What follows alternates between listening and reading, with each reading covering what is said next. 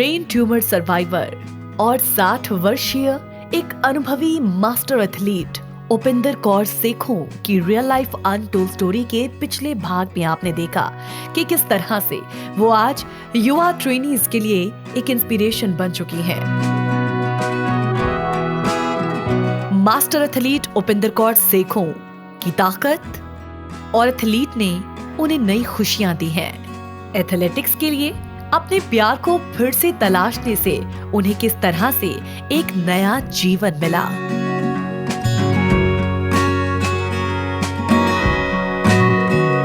खेल उनके लिए क्या है और खेल से जुड़ने वाले युवाओं को वो क्या मैसेज देना चाहती हैं, आइए ये सब इस भाग में देखें।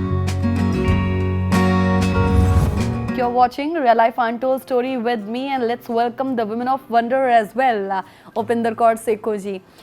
सेकेंड इनिंग का जिक्र हम बार बार मैम कर रहे हैं। It was anything but it wasn't easy for you, है ना। चाहे आप एज एन एथलीट हों या फिर as an that person who is very close to you know what you call literature, because you were an avid reader. So आप ma'am 2000 का आपने वो जिक्र किया था जब एक लाइफ का वो एक डार्क फेज था, एंड देन उसको ओवरकम करने के बाद then again you came back to Chandigarh, and then जितना हमने आपको जाना there was another big dark phase of your life in I guess 2013, right? Actually जब मैं 2000 से निकली ना, उसके बाद मैं अपने पास ज़्यादातर कोशिश होती थी, एक बॉल रखती थी। बॉल उसका रीज़न था कि जब उसको नीचे मारते हो ना तो बॉल बाउंस करती है। ठीक है। सो मैं उसको फॉलो करती थी कि मैं भी ऐसे ही करना है। बॉल को नीचे मारो दब के, वो बाउंस बैक करती है। अच्छा। So I used to keep that ball with me, अपने आप को याद दिलाने के लिए कि तो बाउंस बैक करना है। सो जब सडनली ये 2013 में ये प्रॉब्लम आई, सडनली आई, उधर ही वही बेहोश हो गई, कभी एक हॉस्पिटल, फिर दूसरे, तीसरे, फिर अल्टीमेटली 32 में मेरे को एडमिट किया गया। तो लकीली उधर जो उसके डायरेक्टर थे 32 हॉस्पिटल के, वो मेरे हस्बैंड के फ्रेंड निकले। सो उनकी देखरेख में मेरा शुरू हो गया इलाज। तो एक बार तो डॉक्टर भी कंफ्यूज हो गए, उनको समझ ना आए कि है क्या, हो क्या रहा है, कुछ समझ नहीं आ रहा था, डिटेक्ट नहीं हो रहा था। फिर उन्होंने पीजीआई से भी ऑन कॉल डॉक्टर बुलाए, सभी जगह से बुला के, तो ये निकला रिज़ल्ट कि शी हैज़ मेनिंजाइटिस एंड उसका as soon as possible surgery की जाए सुबह। Again surgery. और मैं तो खैर, मेरे को तो कुछ नहीं पता था क्या हो रहा है। तो फिर मेरी फ्रेंड कहती है कि हमें रात को आपके बाल इधर से शेव किए, आपके ये नेल्स नूल्स काट दिए, सुबह आपकी फर्स्ट सर्जरी थी।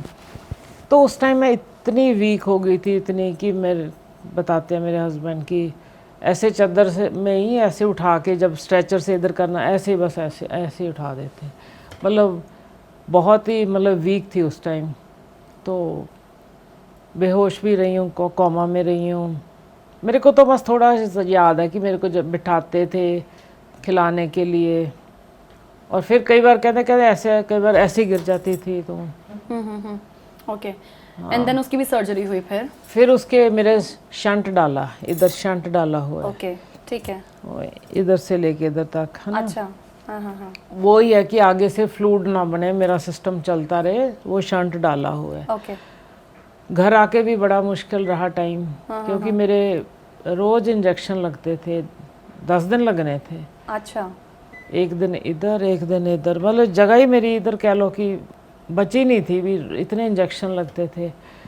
तो फिर ओवरकम करने में कितना समय लगा फिर आपको ये वाली सिचुएशन भी? नहीं, मेरा ख्याल है मैं जल्दी ओवरकम कर गई। मैं एक फ़नी इंसिडेंट बताना चाहती हूँ कि मेरे मामा जी पटियाला से मेरा पता लेने आए। अच्छा। तो वो कहीं गेट थोड़ा सा उनसे खुला रह गया, तो मेरे को लगा कि ये तो थोड़ा हल्ला गल्ला हो रहा है कि डॉगीज तो नहीं बाहर चले गए या कुछ चले जाएंगे, गेट खुला छोड़ आए। अच्छा। एंड यू वोंट बिलीव, आई रैन। एक बंदा जिसको चलाना जो सिखा अभी- रहे हैं हाँ, कि तू फिर रोज वॉक कराते हैं आपको। और मैंने तो रेस लगा दी। अच्छा एंड मेरे मामा जी इतना घबराए, वो काफ़ी देर हमारे इधर आए ही नहीं, बिकॉज वो घबरा गए कि मैं इसका पता लेने आया हूँ, मेरे से थोड़ा गेट खुला छूट गया। And she rain like this. Actually कहने का मतलब ये है कि मैं ना ऑलवेज ही ऐसी थी, अलर्ट, ऑलवेज अलर्ट। कोई मतलब बेसिक नेचर इंसान का ना वो बदलता नहीं है। ना, जैसे मेरे को पता लगे ना भाई रात को भी कोई थोड़ा सा भी आवाज आई है खटखट की या भाग के फर्स्ट वन है, मैं सबसे पहले मैं देखना। मैं तो इतनी ब्रेव समझती हूँ अपने आप कि मैं तो पकड़ लूंगी कोई। अच्छा घर वालों का क्या मतलब फिर आपने उस सिचुएशन को भी इस तरीके से धीरे धीरे हैंडल किया, क्योंकि 2007 में भी एक डार्क फेज एंड देन 2013 में भी इस वक्त आपके बच्चे आपके साथ थे, आपके हस्बैंड आपके साथ थे, रिलेटिव्स आपके साथ थे, वो उस वक्त आपको क्या कहते थे? मतलब उनकी सोच क्या रही है आपको लेकर, जब आप इस तरीके से अलर्ट रहकर एक थोड़ा फिर से वो कॉन्शियसली सब चीजों को हैंडल करना, वो भी उस फेज में भी, वो भी जब तब आप बीमार थे? पहले तो सारे ही घबराए हुए थे। हाँ। भी पता नहीं होगा क्या। डांटते थे कि अब क्या कर रहे हो आप, बीमार हो और आप ना कैसे ना, भाग नहीं, नॉट एट ऑल। अच्छा उनको तो अच्छा लगता था। अच्छा कि now she is again active. हाँ, सारे बड़े खुश थे। अपने दूसरे ऑपरेशंस के मात्र 6 महीने के अंदर अंदर उन्होंने चंडीगढ़ वेटरन्स एथलेटिक्स चैंपियनशिप में पार्टिसिपेट किया और उन्होंने डिस्कस थ्रो में 2 ब्रॉन्ज मेडल हासिल किए।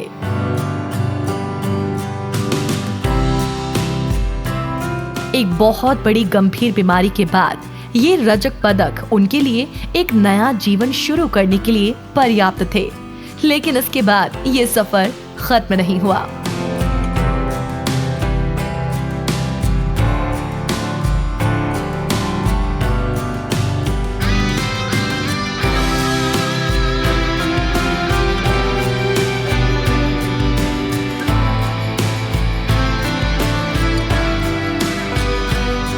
और मैंने पार्टिसिपेट ही किया ना 2013 में। हाँ आफ्टर 6 मंथ्स अपनी ये जब मौत से बची हूँ, तो मैंने फर्स्ट जो कंपटीशन अपना लड़ा थ्रोज में अच्छा और जीत लिया।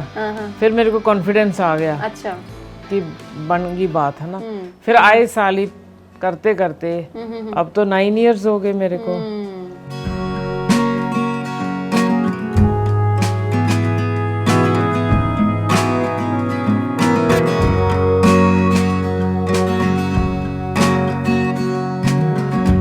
मेरा फोकस है एक्चुअली, मैं क्या करूं, हाई स्पोर्ट्स है। जब कुछ अभी मैंने पाना है, मेरे को तो लगता है अभी गेम शुरू ही हुई है, तो अभी बहुत कुछ अचीव करना है।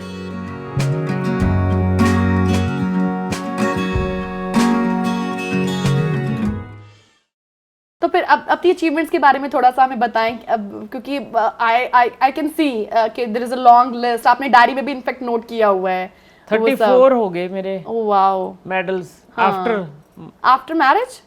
हाँ, ये वाले जो या मास्टर टोटल हैं अभी तक? नहीं या मास्टर टोटल तो लग गए। अच्छा, ये 34 तो मेरे, ये 9 इयर्स का है।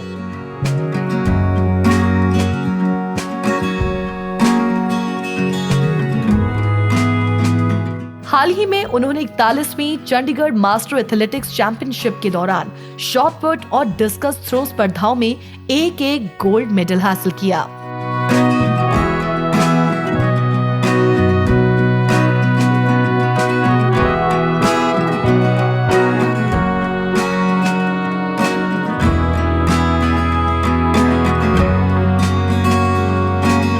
उपिंदर कौर सेखों के ख्वाब बड़े हैं, लेकिन उन ख्वाबों को पूरा करने के लिए आज भी वो तत्पर है। उनके ख्वाबों में आगामी वेटरन्स चैंपियनशिप भी है, जिसमें भाग लेने की वो निरंतर तैयारी कर रही हैं। तो और नेक्स्ट मंथ फिर हमारे शुरू होने वाले हैं टूर्नामेंट, और जिसके लिए हमारी तैयारी है। तो आपके साथ और भी, मतलब क्योंकि आप सब जानते ही होंगे आपको वुमेन ऑफ वंडर के नाम से यहाँ पर, तो यहाँ पर आपको देखकर और मोटिवेट होते होंगे या फिर मास्टर एथलीट में पार्टिसिपेट जरूर करते होंगे, ऐसा है कुछ? हाँ, जुड़ने शुरू हुए हैं। हाँ लास्ट ईयर से मेरे साथ जुड़ने शुरू हो गए। मेरे पूछते हैं कहाँ जाते हो, प्रैक्टिस करते हो। हाँ। और उधर भी मैं मतलब अकेली जाती हूँ, या मेरे हस्बैंड जाते हैं, वो भी अपना वॉक वगैरह उधर करते हैं, तो मैं अकेली चल जाती हूँ। मैं कभी ऐसे नहीं देखती हूँ कि मैं अकेली हूँ, कोई और है, नहीं, आई एम देयर। इनफैक्ट जब अकेली हो तो मेरे को ज्यादा और होता है कि मेरा बिल्कुल ही नहीं टाइम वेस्ट होगा, अदरवाइज तो थोड़ा बहुत कोई बंदा बात करता रहता है। एक्चुअली ना मेरे लाइफ बड़ी मैंने बना रखी है ऑर्गेनाइज्ड, और अपना टाइम टेबल है कि इस टाइम सुबह मैंने अपना जिम करना है, ये टाइम मैंने अपना ब्रेकफास्ट और मैंने न्यूज़पेपर पढ़ने हैं, ये टाइम मैंने लिखना है, ये खाने का टाइम है, ये सोने का टाइम है, सोना भी ज़रूरी है, और शाम को इतने बजे मैंने स्टेडियम जाना है।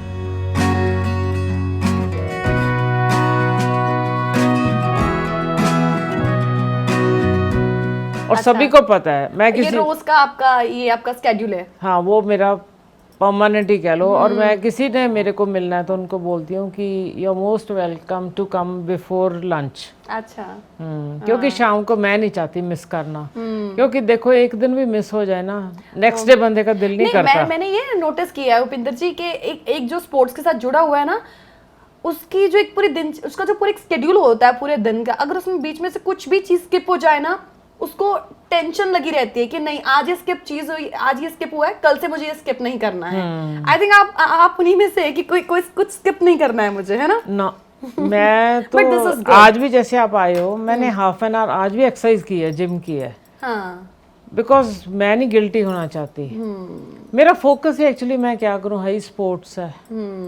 जब कुछ अभी मैंने पाना है, मेरे को तो लगता है अभी गेम शुरू ही हुई है, तो अभी बहुत कुछ अचीव करना है।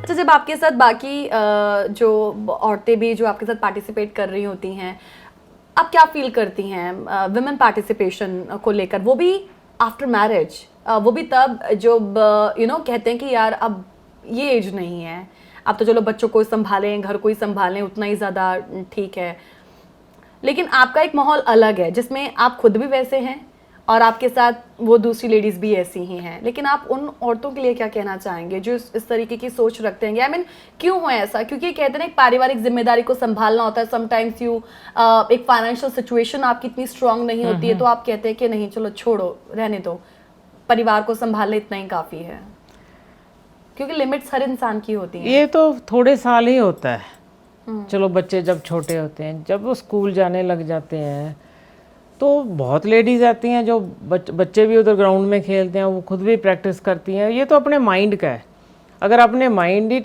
बना लिया कि मैंने करना ही नहीं कुछ, तो कुछ भी नहीं कर सके। वो तो बीमारियां लगा के बैठी हैं, बहुत लेडीज़ ऐसी हैं, अच्छी भली हैं, चलो मैंने तो बहुत कुछ सहन किया है, दवाई भी अभी भी लेती हूँ सवेरे शाम कि बेहोश ना हो जाऊँ। अगर मैं ऐसे खींच रही हूँ अपने आप को, तो जो अच्छी भली हैं दे कैन डू एनीथिंग। वो माइंड है, लोग ना समझते हैं शादी हो गई तो लाइफ बस यही है, बैठो गॉसिप करो, नहीं, ये माइंड है, जो आपका माइंड है ना वो ही बुढ़ा होता है, बंदा नहीं। Age is just a number game है। एक्चुअली आम लोगों का माइंड बुढ़ा है, माइंड से ना वो बड़े हो चुके हैं, ऐसी बात नहीं है। कोई क्या नहीं कर सकता बंदा। मेरे को अपॉर्चुनिटी मिले, शायद मैं भी कोई अभी भी शायद कुछ ऊंचाई पे, जैसे एवरेस्ट इज टू बिग, मैं तो जैसे कसौली वगैरह जाते हैं, मैं उधर भी छोटे छोटे रिकॉर्ड बनाए हैं, वॉक करते करते ऊंचाई पे चली गई इतने, ऐसे अभी भी जब मौका मिलता है तो छोटे मोटे रिकॉर्ड जो बना लेती हूँ अपने। अरे वाह, क्योंकि आगे बढ़ना है ना, रुकना नहीं है। वही है ना, हम घूम फिर कर उसी हम सोच पर आ जाते हैं कि जब हमने खुद ही सोच लिया है कि हाँ अब this is our life and इसके आगे अब कुछ नहीं है, तो वो फिर वहीं तक ही हम लोग लिमिटेड रहते हैं। सो अच्छी चीज़ है कि हमें लिमिटेड रहना नहीं है, उससे आगे बढ़ने की ज़रूरत है। This is very important.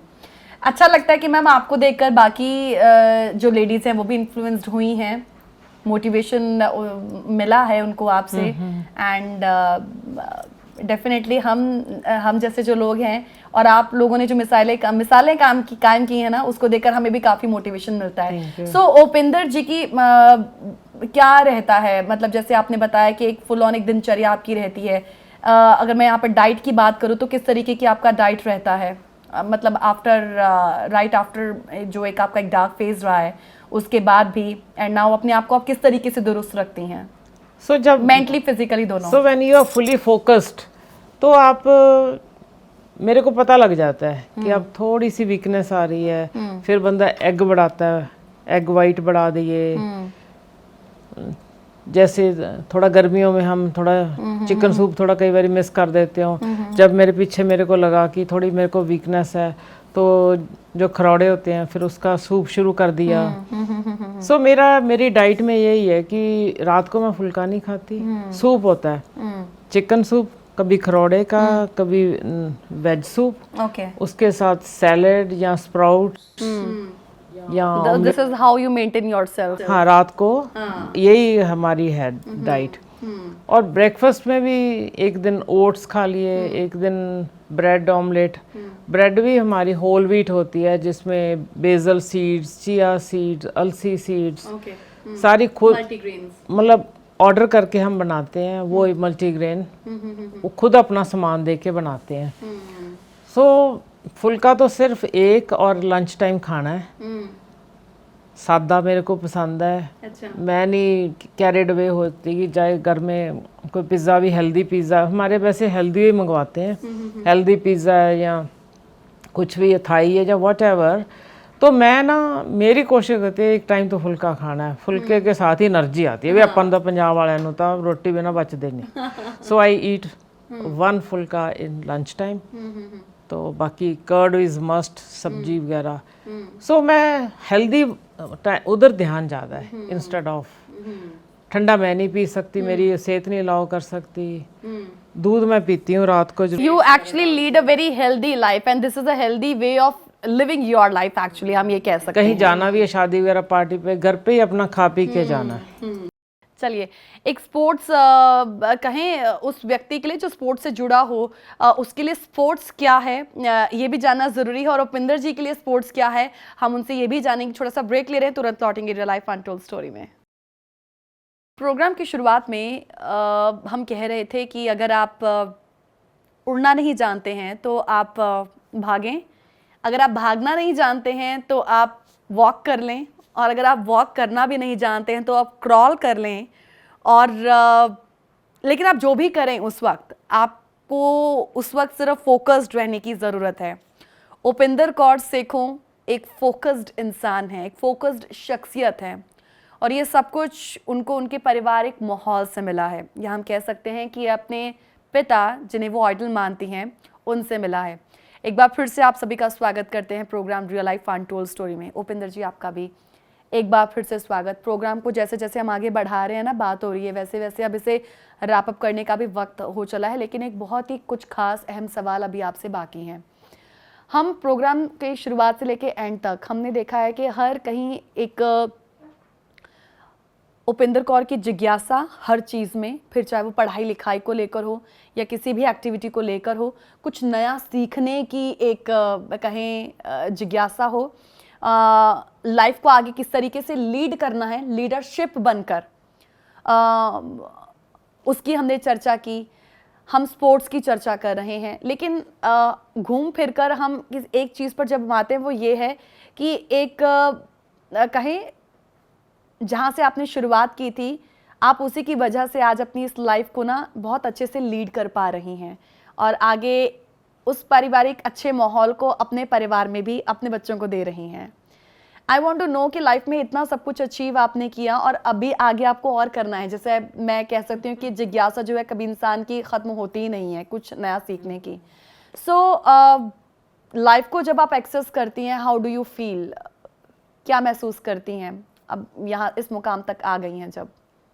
मेरे को बहुत अच्छा लगता है इस मुकाम पे पहुँच के, बिकॉज इसी मुकाम के लिए मैं तरसती थी। जब मैंने फौजा सिंह को देखती थी कि इतने ओल्ड हैं, भागते हैं, तो मैं लिटरली मैं कहती थी मैंने वुमेन फौजा सिंह बनना है, मतलब आई वॉज क्रेजी। तब मिसेस मानकौर आ गए, फिर उनको मैंने फॉलो किया। तो अगर ये दोनों ना होते शायद मैं इस मुकाम पे पहुंचती ना। बिकॉज अगर मैं किसी इंस्पायर हूँ तो मेरे को बड़ा अच्छा लगता है जब मेरे से कोई इंस्पायर होकर ग्राउंड में आना शुरू करते हैं या कहते हैं कि हमने भी पार्टिसिपेट करना है। बिकॉज कोई तो होता ही है ना जो आइडल हमारा है। तो इसी करके मैं ना ज़्यादातर फेसबुक वगैरह पे जिन्होंने कुछ अचीव किया है मैं उनका ही सुनती हूँ, इंटरव्यूज़ वगैरह, क्योंकि इंस्पिरेशन मैं लेती रहती हूँ। सो दैट इज़ इम्पॉर्टेंट, जहाँ पढ़ो या इंस्पिरेशन जहाँ किसी की इंटरव्यू वगैरह सुन के लो, दिस इज़ इम्पॉर्टेंट। क्योंकि ऐसे तो घर बैठे तो या कुछ भी नहीं बनता है ना, सीखने को मिलता। अच्छे पासे ध्यान लगाओ तो सीखने को ही मिलता है। उपिंदर जी कहती हैं कि खेल उनके लिए लाइफलाइन है। वो कहती हैं कि एथलेटिक्स ने मुझे ताकत, एक इच्छा शक्ति और खुशी दी है। स्पोर्ट्स आपके लिए क्या है आज? उपिंदर कौर के लिए स्पोर्ट्स क्या है आज? ये मेरे लिए लाइफलाइन है, जिसको पहले इतना जब हम यंग होते हैं ध्यान नहीं देते, but that is very important. जैसे खाना ज़रूरी है ना, तो स्पोर्ट्स भी उतनी ज़रूरी है। बच्चों को इतना ना उनको थोड़ा रिलैक्स भी होने दो, उनको खेलों वाल भी ध्यान दो। उनको इतना कर देते हैं ना कि आपने इतने % लेने, ये लेने हैं। जितना बच्चा कर सकता है वो कर लेगा, बट इतना प्रेशर ना डालो। उसको जो प्रेशर बन जाता है निकालना भी तो है ना। So that is very important. खेलना, जब ग्राउंड में हम जाते हैं तो मेरे को बहुत अच्छा लगता है कि उधर मैं बड़ा अप्रिशिएट करती हूँ जो छोटे छोटे बच्चे चाहे इतने इतने भी आते हैं कि कितने पेरेंट्स अच्छे हैं, उनको लेके आते हैं। और दूसरों जो नहीं लेके जाते ग्राउंड में उनका बहुत फील होता है कि जो इम्पोर्टेंस ही नहीं देते। वो पहले से इतने छोटे बच्चे को समझते हैं कि ये इंजीनियर बनेगा, ये वो बनेगा, वो यार वो बन जाएंगे। मैं एक बात जानना चाहती थी कि हम मास्टर एथलीट की जब बात इन बिटवीन कर रहे थे, वो मेरा सवाल वहीं पे रह गया था। कभी ऐसा होता होगा, कभी आपने ऐसा एक्सपीरियंस किया होगा या कोई ऐसा वाक्य आपके साथ घटा होगा जब कोई यंग जनरेशन आप लोगों को देखती होंगी तो या आप मिले होंगे उनसे कभी, या वो आपसे मिलने आए होंगे, तो वो आपको क्या कहते हैं? बाकी मास्टर एथलीट्स में पार्टिसिपेट करने वालों को क्या कहते हैं? उधर जो बच्चे आते हैं वो ना मतलब आके मिलते हैं, पैरी हाथ लगाते हैं। अच्छा। एक ने तो बोल ही दिया कि मैं घर जाके बताता हूँ कि एक आंटी आती हैं ऐसे करते हैं। तो कहते मेरे पेरेंट्स कहते पैरी हाथ लगाओ, मतलब भी आपको वो दुआएं देंगे। तो वो मेरे को बच्चा ना मतलब भी 2-2 बार लगाता है पैरी हाथ। अच्छा। तो ऐसे बच्चे मिलते हैं, विश करते हैं, बहुत अच्छा लगता है। हम तो लाइक एक फैमिली की तरह हो गए ग्राउंड में। और मेरे को भी अच्छा लगता है रोज़ वही बच्चे देख के, जब इतनी फास्ट भाग रहे होते हैं जो कर रहे। मैं रेयरली मैं खड़े होके देखती हूँ, बिकॉज मेरे को अपना टाइम याद आता है कि जब मैं यंग थी मैं भी ऐसी भागती थी या ऐसे करते थे हम। मेरे को अपना वो बचपना दिखता रहता है ग्राउंड में भी। लेकिन अच्छी चीज़ यहाँ पर ये भी है उपिंदर जी कि अभी भी उस लाइफ को आप जी रही हैं, वही जहाँ से आपने शुरुआत की थी, तो वो अभी तक वो आपके साथ है कहीं ना कहीं। वो तो और वो कब तक रहेगी वो आप पे निर्भर करता है। नहीं, वो तो रखेंगे परमानेंटली साथ में। वो कहती है कि मेरी उम्र के लोग अपने घरों पर बैठते हैं, लेकिन मैंने सेक्टर 7 स्पोर्ट्स कॉम्प्लेक्स में नियमित रहना सुनिश्चित किया है। मैं शहर के युवाओं को प्रोत्साहित करने के लिए समान विचारधारा वाले लोगों को इकट्ठा करने और एक दिग्गज बास्केटबॉल टीम बनाने की योजना बना रही हूँ। उपिंदर कौर सेखों का एकमात्र उद्देश्य खेल को अपनाकर ज्यादा से ज्यादा लोगों को सुखी जीवन जीने के लिए प्रोत्साहित करना है। हम मैनेज करते हैं। अगर ज़्यादा ठंड है तो हम 3-3.5 ग्राउंड में होते हैं। गर्मी है थोड़ा लेट। और मज़ा ही अलग आता है जब फेस करते हैं, जब जैसे वॉर नहीं होती। हम तो एक हमारी वॉर हो रही है, ऊपर से ठंड और हम जा रहे हैं चीरते हुए ठंडी हवा को कि वी आर कमिंग।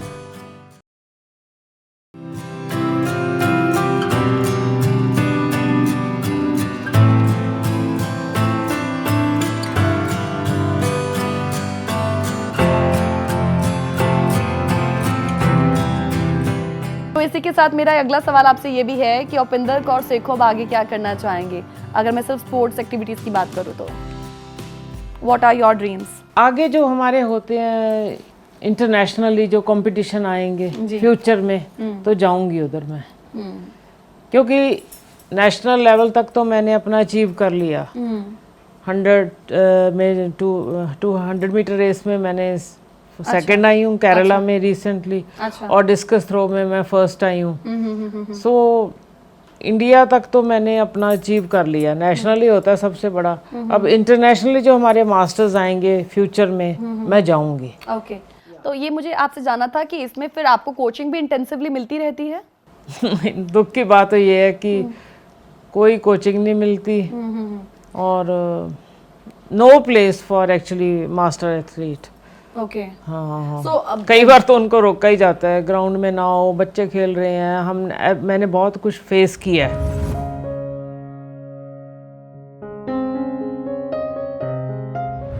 ये जो आपने कहा है कि दुख की बात ये है कि इस तरीके की जो एक फैसिलिटीज़ है वो आप लोगों को मिलती नहीं है।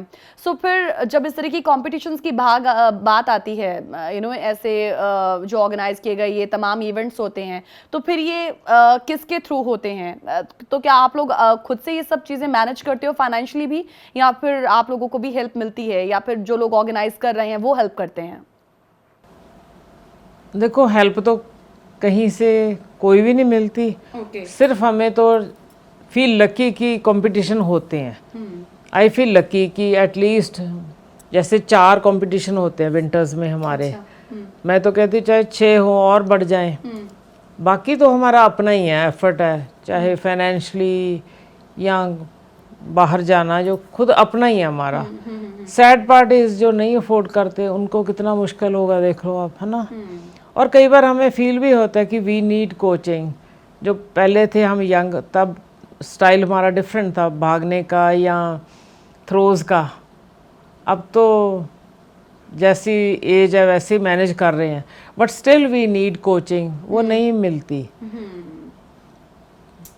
सैड पार्ट है, हाँ। बट कोई बात नहीं, हम ऐसे ही कोई इंस्टा में या अच्छे प्लेयर्स को हम भी फॉलो करते रहते हैं। वही है ना, एक सीखने की ललक है। हाँ, एक सीखने की जो ललक रहती है ना, फिर वो चाहे आपको कहीं से भी मिल रही हो, आप उसे किस तरीके से ले रहे हैं यहाँ पर निर्भर करता है। मैं उपिंदर जी यहाँ पर आपको एक बात कहना चाहूँगी, प्रोग्राम को ऑलमोस्ट रैप अप करने का वक्त हो गया है।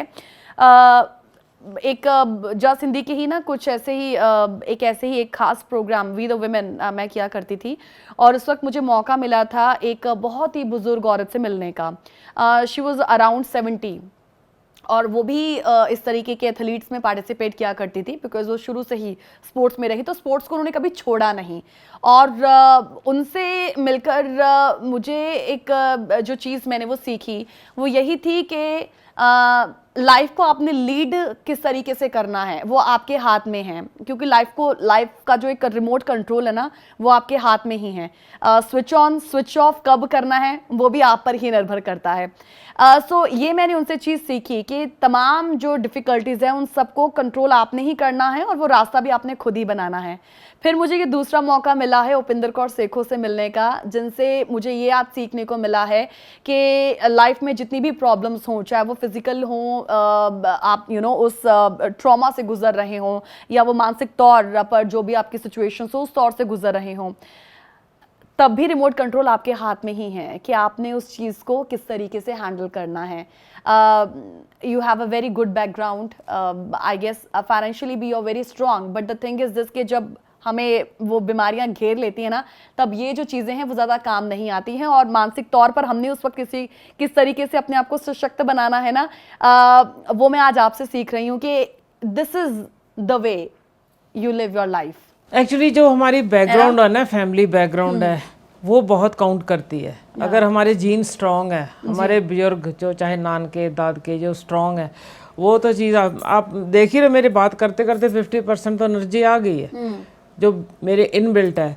सेकेंडली कई कहते हैं आम वेली लेडीज़, हाँ बड़ी ठंड है, बड़ी गर्मी है। हमें ना तो कोई सर्दी ना गर्मी कोई असर नहीं होता, हम मैनेज करते हैं। हाँ, अगर ज्यादा ठंड है तो हम 3-3.5 ग्राउंड में होते हैं, हाँ, गर्मी है थोड़ा लेट, हाँ, और मजा ही अलग आता है जब फेस करते हैं। जब जैसे वॉर नहीं होती, हम तो एक हमारी एक वॉर हो रही है, ऊपर से ठंड और हम जा रहे हैं चीरते हुए ठंडी हवा को हाँ, कि वी आर कमिंग। हाँ, ऐसे गर्मी है, फेस करते हैं। और जो फेस करने का जो मजा है ना, ऐसे आगे गर्मी या सर्दी, और ही मजा है, और हमें ही पता है। वही मैं सीखने की बात करी थी ना कि आपने वो चीज़ें आपके साथ शुरू से जुड़ी रही हैं, लेकिन एक लाइफ में फुल स्टॉप आने के बाद आपने उन चीज़ों को फिर से रिवाइव कर दिया। So this is something very very exceptional हम कह सकते हैं। This is very something different जिससे हमें इंस्पिरेशन मिलती है। सो डेफिनेटली एक इंडेलिबल मार्क जो है वो हम लोगों पर भी छोड़ती है। सो एक आखिरी मैसेज जो है जो हम ले लेते हैं आपसे, for the people who are watching out there.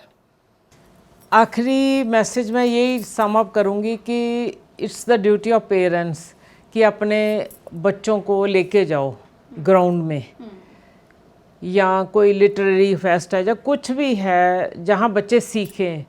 जैसे हमने सीखा बचपन में, जो आजकल मतलब भी जो इतने बड़े प्लेयर हुए हैं, प्रवीण कुमार डिस्कस थ्रोअर, मैंने बचपन में ही देख लिया था, हॉकी के प्लेयर हैं, वो चीज़ें वो असर हो जाते हैं बच्चे को। जैसे पेरेंट्स लेके जाते थे, लाइब्रेरी लेके जाते थे, बुक से शौक हो गया। जितना बच्चों को ज़्यादा दिखाओगे ना, चाहे एनीथिंग जो इंटेलेक्चुअल है या स्पोर्टी है जी, वो पक्का उनके अंदर आ जाएंगे, वो चुंबक की तरह ना कैच करेंगे। अगर दिखाओगे नहीं उनको, दिखाओगे इनको मोबाइल हाथ में पकड़ाओगे, what will they learn from here. ये चीज़ें नहीं दिखानी, टीवी बंद कर दो, उनको ग्राउंड में लेके जाओ। एक स्पोर्ट तो वो चूज़ कर लेंगे, बाकी उनको लाइब्रेरी ले जाओ, जितनी जहाँ से सीखने को है। कोई पिक्चरें नहीं दिखानी चाहिए, कोई ऐसा नहीं। मतलब जितना बाहरी चीज से आप बच्चों को जोड़ेंगे उतना ही बच्चे और ज्यादा हाँ, लर्न जो करेंगे, क्योंकि ये देखेंगे ना, चीजें एक्चुअल में आज गुम हो गई हैं। जो प्रैक्टिकली देखेंगे वो इम्बाइब होगी उनके अंदर। एग्जैक्टली। मेरे को तो बहुत गुस्सा आता है जो फोन पकड़ा देती है मदर को कि बच्चा नू खिडौना नहीं पਊਗਾ भी आप ਇਹਦੇ ਚ बिजी हो जान। This is very wrong. नहीं, this is a true reality, एक ट्रू पिक्चर है जो आज की है। और ये बात आपने बहुत सही कही है कि एक ये जो मैसेज आपकी ओर से दिया गया है, इस पर अमल अब किस तरीके से करना है वो भी हम पर ही निर्भर करता है। But this was a true picture और इसे ख़त्म करने की आज के समय की ज़रूरत है। आई होप कि ये जो एक ट्रू रियलिटी है इस चीज़ को हम वैनिश कर दे, पूरी तरीके से वैनिश कर दे। So she was Upendra, she is Upendra who choose to be no different and with this हम यही कहेंगे कि आपने जिस तरीके से अपने लाइफ को जिया मैम, आगे कोई फुल स्टॉप ना आए। सेकंड इनिंग में आपने दोबारा से उस चीज़ को रिवाइव किया और अब आगे ये जो चीज़ है वो आपका सफ़र का हिस्सा ऐसे ही बने रहें और आप हमें ऐसे ही प्रभावित करती रहें, ऐसे में इंस्पायर करती रहें। Thank you so much for being with in show and real life untold story का पार्ट आप बने हैं और हम दिल से आपका धन्यवाद करना चाहेंगे। सो इसी के साथ ही रियल लाइफ अनटोल्ड स्टोरी को रैप अप करने का वक्त हो गया है। लेकिन ये आज का एपिसोड आपको कैसा लगा इसके लिए आप हमें मेल ज़रूर कीजिएगा। info@justbroadcasting.com पर फीडबैक दे सकते हैं। लेकिन इसके साथ साथ प्रोग्राम को लेकर यदि कोई सजेशन आप देना चाहें आप ज़रूर वो भी दें। तो इजाज़त लेंगे, अगले हफ्ते फिर एक नई शख्सियत के साथ आपकी हमारी होगी मुलाकात। नमस्कार।